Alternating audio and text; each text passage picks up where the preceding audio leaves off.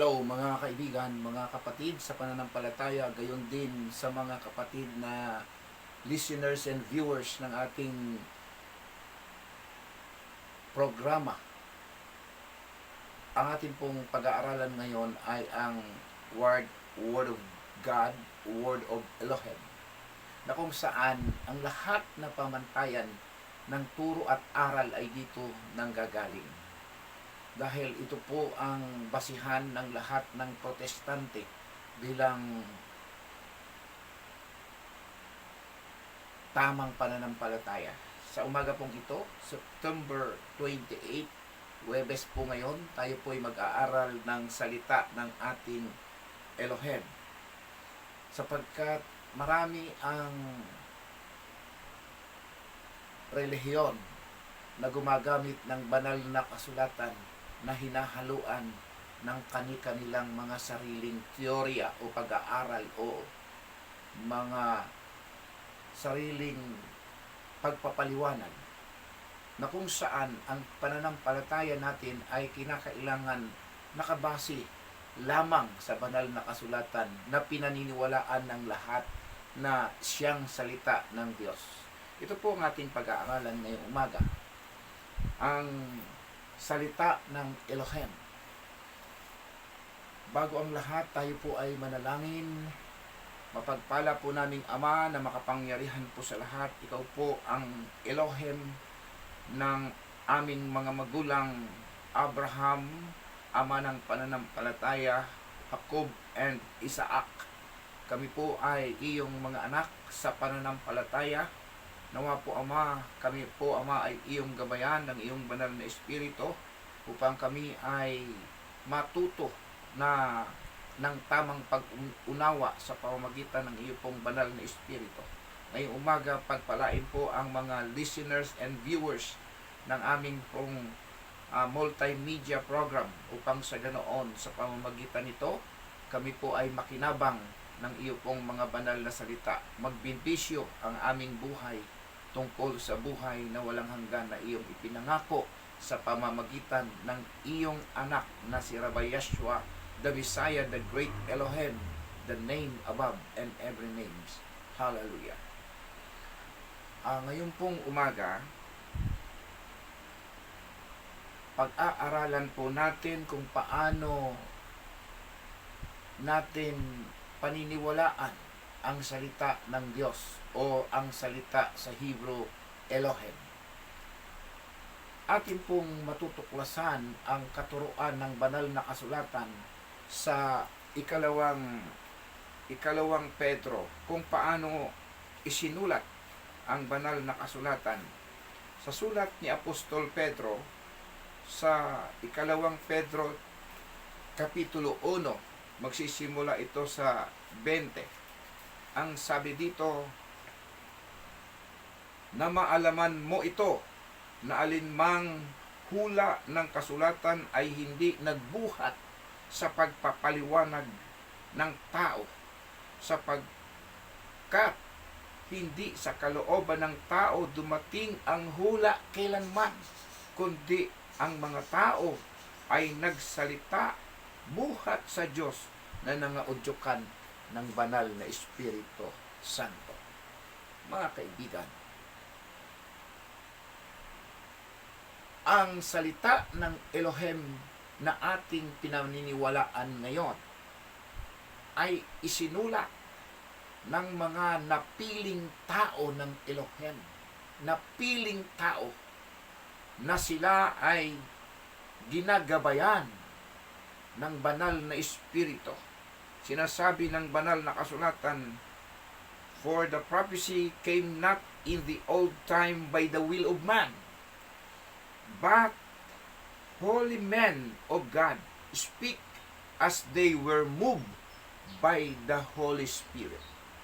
So dahil dito, ang ating pong katuruan ay kinakailangan nakabase lamang sa banal na kasulatan. Ang banal na kasulatan ay isinulat, yes, ng mga tao, pero sinasabi ng banal na kasulatan na napiling tao na ginagabayan sila ng banal na Espiritu Santo. At ito ay yung mga propeta.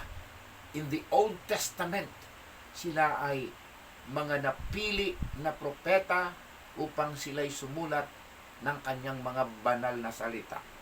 At sa katunayan, kung paano ito na-confile, o kaya kung paano ito nabuo, ay isinulat ito sa pamamagitan ng iba't ibang panahon.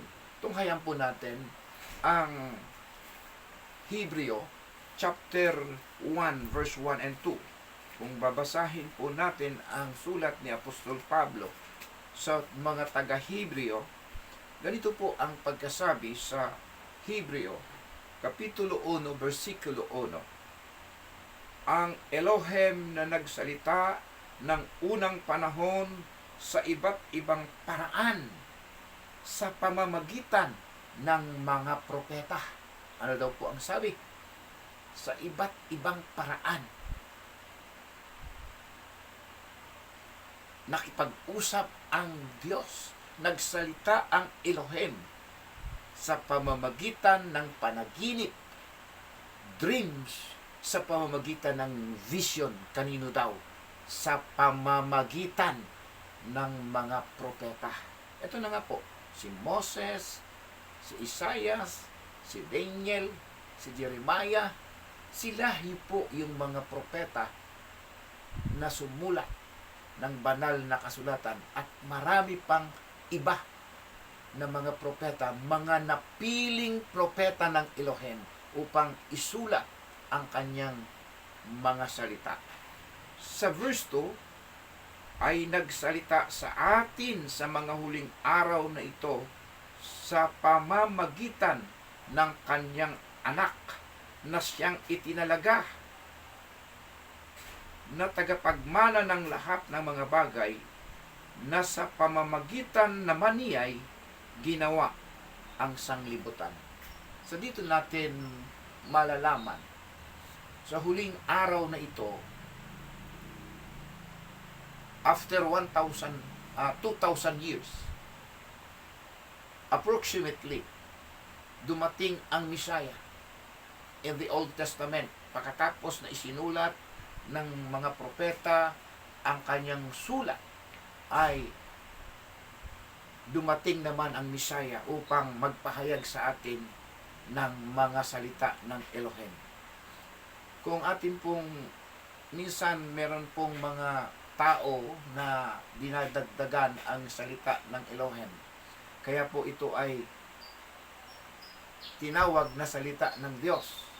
Ngayon, nung dumating naman ang Messiah, mismo ang Messiah po ang nagsasabi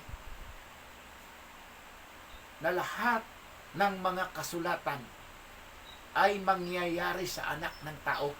Lahat ng mga kasulatan na isinulat ng mga propeta ay magaganap sa anak ng tao. Ang ibig sabihin po nito, ang salita ng Diyos ay pinatutungkulan sa huling araw na ito. Pagkatapos ng mga sumulat na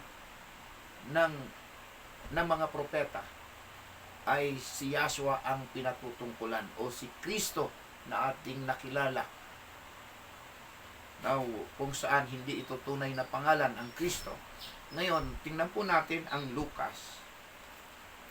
Lucas chapter 18:31, kapitulo 18, versikulo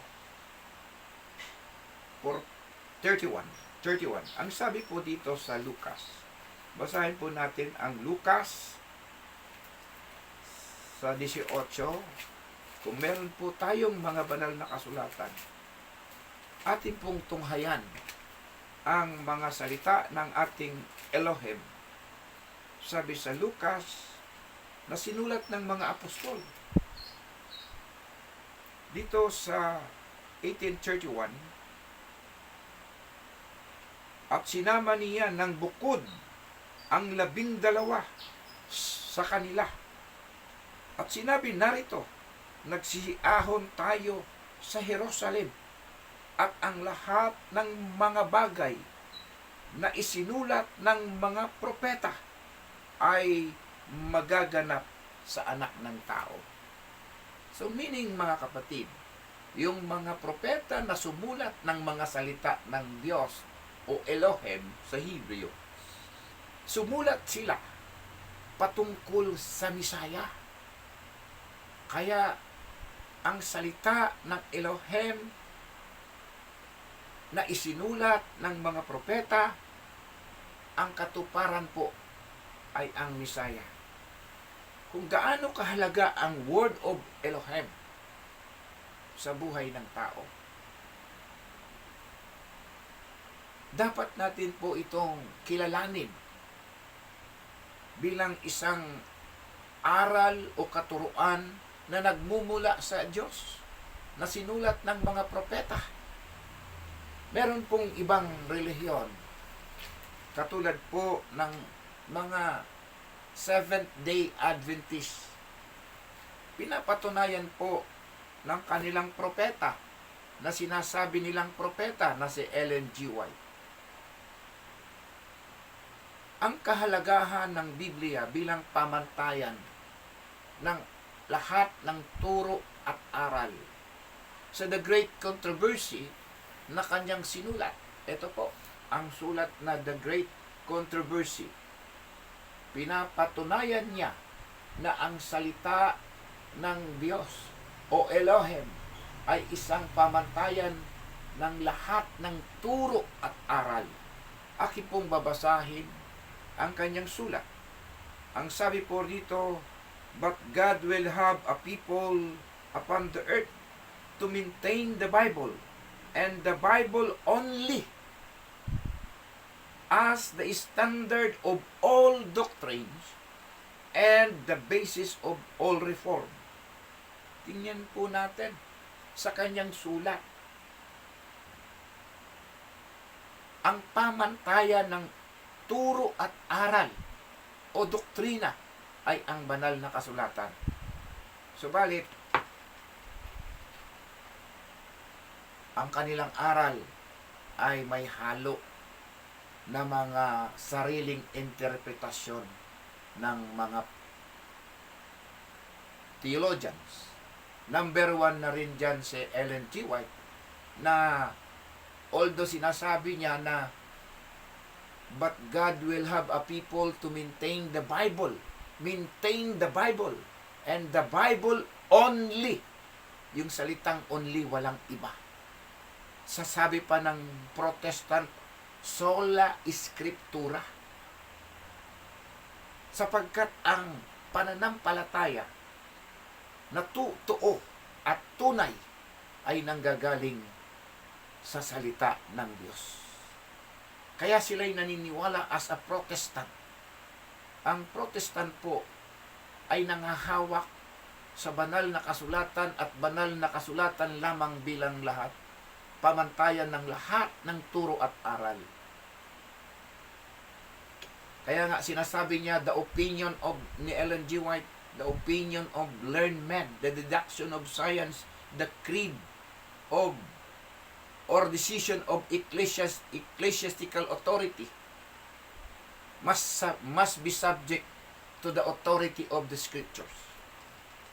So, mga kapatid, may sulat sila na bilang pinakaaral ng Seventh-day Adventist, the Trinity, the cleansing of sanctuary, 1844. Ito yung mga doktrina nila na wala sa banal na kasulatan. Samantalang, sinasabi nila na ang lahat ng turo at aral ay dapat mailagay at mabase lamang sa banal na kasulatan. So mga kapatid, isang bagay na dapat nating paniwalaan ang salita ng Elohim na bilang pamantayan ng lahat ng turo at aral.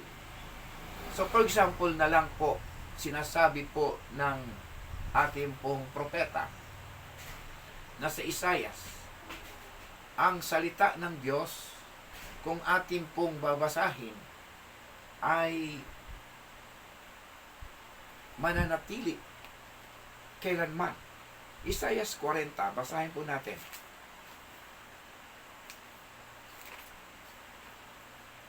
Isaiah chapter 40, verse 8. Sabi po sa Isaiah chapter 40, ang damo ay natutuyo, ang bulaklak ay nalalanta. Ngunit ang salita ng Diyos ay mamamalagi magpakailan paman. Napakaganda po, ano? Ang ibig sabihin po ng sulat ni Isaiah na yan, hindi pwedeng mawala sa ating pananampalataya bilang basihan ang salita ng Diyos, na kung saan ito ngang sulat ng mga propeta, na piling propeta, na kinasiyahan ng banal na espiritu, ay gawin nating spiritual food. Sa katunayan, ang sabi pa ni propeta Isaiah, dapat nating saliksikin ang kanyang mga salita. Sa Isaiah 34:16, ating pong basahin ang kanyang mga sulat. Pinananatili ng propeta Isaiah ang kanyang banal na salita bilang istandarte ng lahat ng turo at aral, at wala ng kulang, wala ng kailangan pa ng mga references. Katulad ng sinasabi ng iba na bumabase ito sa Encyclopedia Britannica, Catholic Encyclopedia, sa YouTube.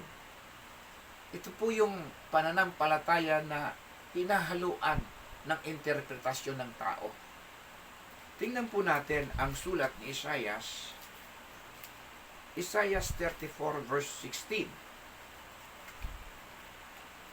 Ganito po ang sabi, inyong saliksikin ang aklat ni Yahweh at inyong basahin kahit isa sa mga ito'y hindi mangangailangan ng kanyang kasama, sapagkat inutos ng bibig ng Panginoon at pinisan sila ng kanyang banal na espiritu.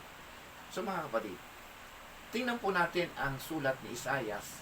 Ang tanging pinapasaliksik ay yung sulat ng Panginoon, sulat ng Elohim.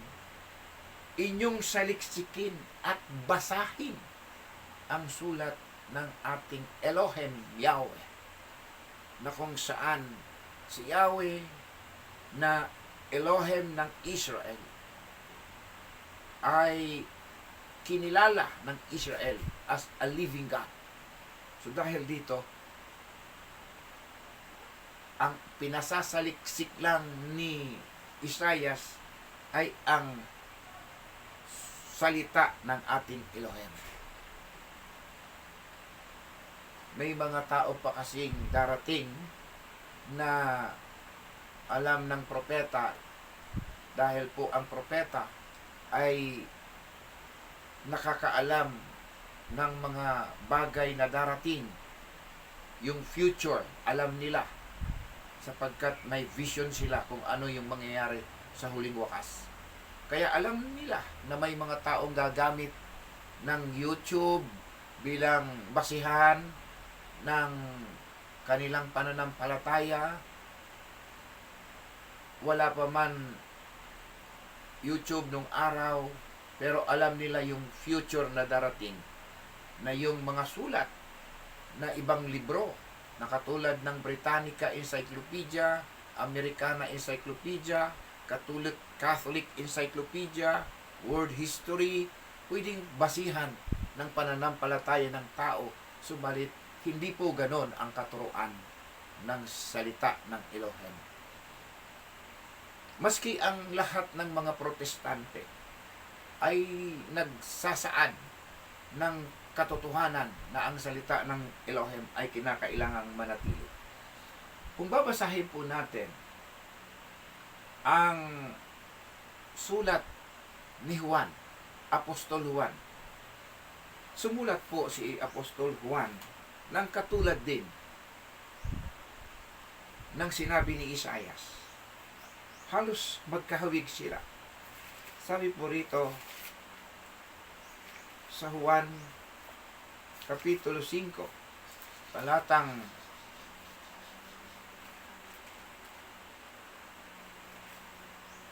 39.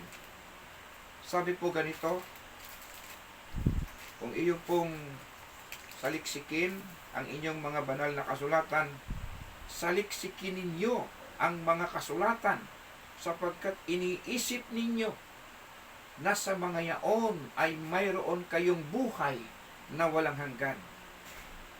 At ang mga ito'y siyang nagpapatotoo tungkol sa akin.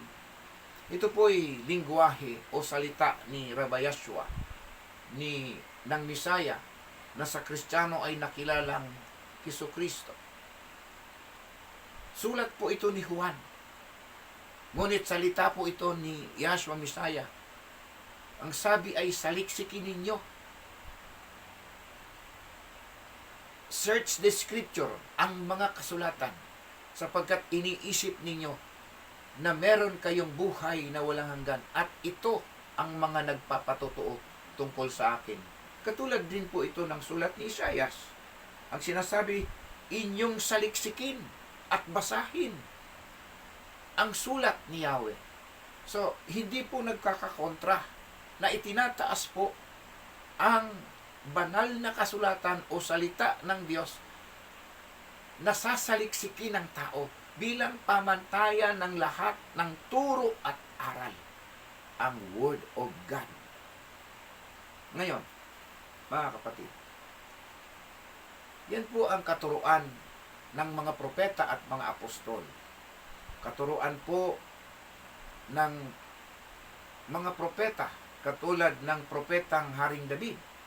Ang alam kasi ng iba, hari lang si David. Subalit hindi nila nalalaman na si David din ay isang propeta. Sa katunayan, ang sulat ni Haring David kung paano niya itinataas sa kanyang buhay ang salita ng Elohim. Sa 119, kung atin pong babasahin, ang sulat ni Haring David o propeta David ay itinataas niya sa kanyang buhay ang Word of God. Ang sabi rito sa 119:105, ganito po ang nakatala rito, ang salita mo'y ilawan sa aking mga paa at liwanag sa aking landas. Napakahalaga po ng salita ng Elohim na ngayon ay nakilala nating banal na kasulatan o Holy Scripture. No, ito po ay na-confile. Nang unang nag-confile nito ay Catholic. Pagkatapos ay ang mga Protestante. Ito po ay tinawag na banal na kasulatan o Biblia. Ngayon, ayon sa sulat ni Haring David, ang salita mo'y ilawan sa aking mga paa at liwanag ng aking landas. So dahil dito, mga kapatid, maging si Apostol Pablo ay sumulat din na ang salita ng Elohim ay matalas na katulad ng espada. Kinukuha po natin kung gaano kabisa ang salita ng Elohim. Maging si Apostol Pablo, sumulat din siya ng tungkol sa salita ng Elohim. Basahin po natin ang Roma. Sa Roma Kapitulo 10, versikulo 17, sa sulat ni Apostol Pablo sa mga taga-Roma, chapter 10, verse 17. Ganito po ang sabi sa sulat ni Apostol Pablo. Kaya nga, ang pananampalataya ay nanggaling sa pakikinig, at ang pakikinig ay sa pamamagitan ng salita ng Misaya. So napaka-importante po ang sulat ng mga propeta, ng mga apostol, na ito rin po ay patungkol sa Misaya.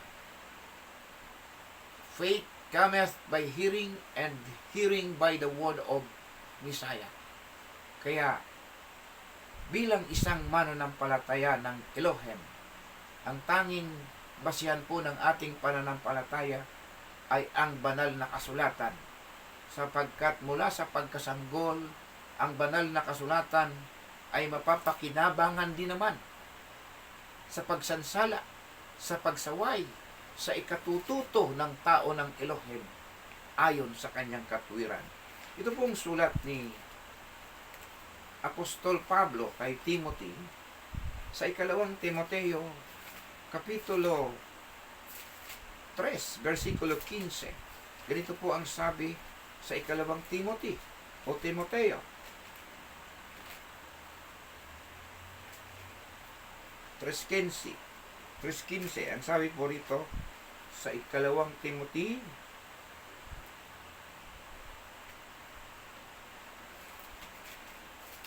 basahin po natin ang sulat ni Timoteo, ni Apostol Pablo kay Timothy. At mula sa pagkasanggol ay iyong malalaman na ang banal na kasulatan na makapagpapadunong sa iyo sa ikaliligtas sa pamamagitan ng pananampalataya sa Misaya.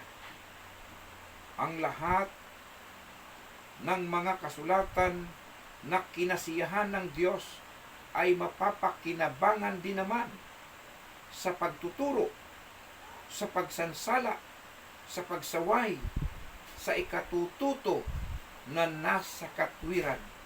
Verse 17, upang ang tao ng Diyos ay maging sakdal, tinuruan lubos sa lahat ng mabubuting gawa. So mga kapatid, ang banal na kasulatan ay kinakailangang pag-aralan po ng bawat mananampalataya bilang isang pamantayan ng lahat ng turo at ng lahat ng aral. Diyan po kasi nanggagaling ang tunay na pananampalataya sa Word of Elohim. Ulitin ko po, ang salita ng Elohim ay mga napiling tao ang sumulat. At ito sila ay mga napiling propeta. Paano po ito isinulat? Ginagabayan po sila ng banal na espiritu, at sa pag sila'y sumulat na they are guided by the Holy Spirit. Sa 2 Peter chapter 1 verse 20 to 21, at sa iba't ibang panahon at iba't ibang paraan ito na isulat. Ayon po sa Hebrews chapter 1 verse 1 up to 2, iba't ibang panahon at iba't ibang paraan. Vision and dreams na pagkaparaanan ng Diyos. Ang Elohim ay nakipag-usap sa mga propeta. At sa huling araw na ito, after ng mga propeta, ang katuparan po ng lahat ng mga sulat ay ang anak ng tao na nagkatawang tao, isang Elohim na nagkatawang tao, upang sa pamamagitan niya ay maipangaral ang mga sulat ng mga propeta na magaganap sa kanyang buhay bilang Diyos at tagapagligtas, na isang mapalad na pag-asa na pagpapakita ng ating manunubos na si Yahshua Bisaya. Pagpalain po tayong lahat in the name of Rabbi Yahshua, the great Elohim and Savior.